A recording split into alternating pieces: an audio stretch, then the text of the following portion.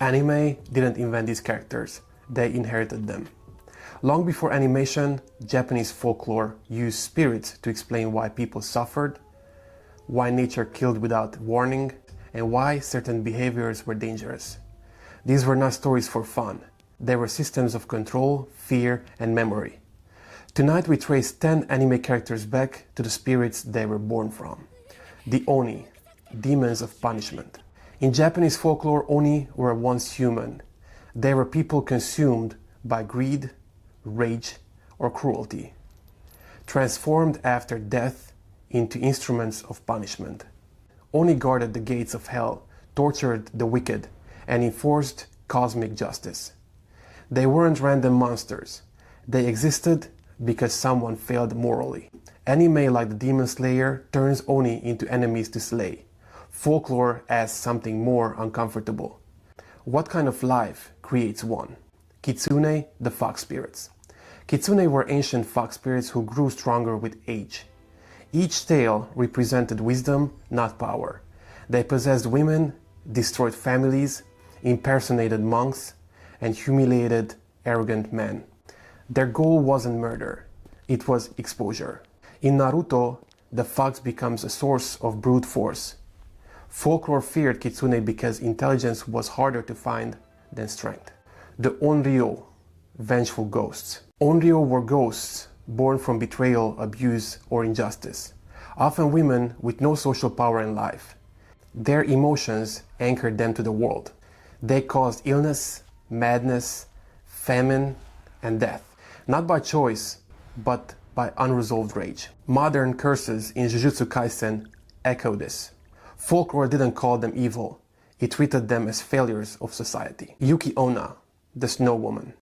Yuki-onna appeared during blizzards, freezing travelers to death with her breath. She spared some, not out of kindness, but whim. She represented winter itself, silent, beautiful, lethal. Anime often turns her tragic or romantic. Folklore made her a warning. The code does not care if you're innocent. Tengu, fallen guardians. Tengu were once divine protectors of mountains and temples. Over time, arrogance corrupted them. They punished monks who abused power and warriors who sought glory. They weren't demons, they were warnings against pride. Anime keeps their martial image. Folklore focused on their fall.